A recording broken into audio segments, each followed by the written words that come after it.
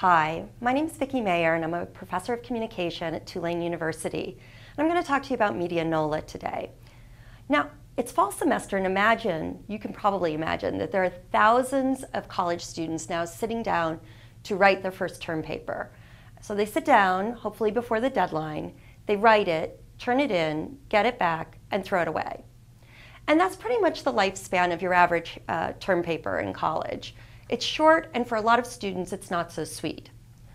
But imagine that then that paper, instead of going into the trash, goes into a database with thousands of others.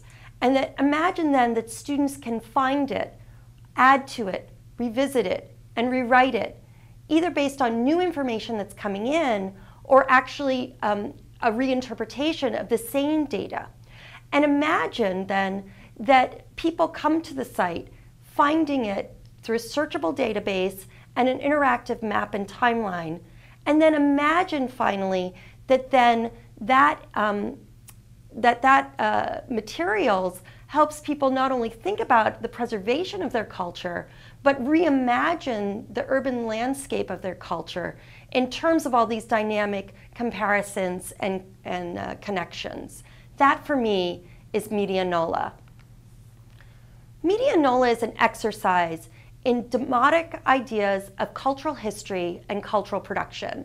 Media in MediaNola stands for through, as in it's through all these people, places, and things that makes New Orleans culture. And this site actually started in the aftermath of Hurricane Katrina, when we lost a lot of archives and a lot of residents who are the bearers of cultural memory in the city.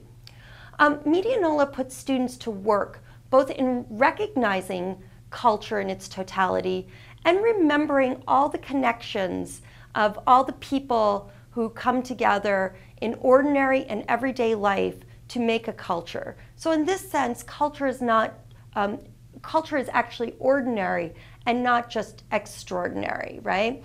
And that cultural production in the city is then happening every day through these things that people do, the places that go, and the people that they meet. And that beneath all of this interaction is a social, political, and economic context. This website is a mosaic of all of those things together. And that's just on the front end, because on the back end, MediaNola is a dynamic whiteboard for the pedagogic training of amateur historians. Through classroom assignments, students get their hands dirty in the archives, searching for those pearls that they want to share with the larger public.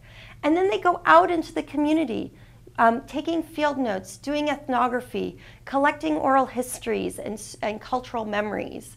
And these then are put together. Students learn some basic digital skills in authoring, narrative, and storytelling to make this exciting to other people.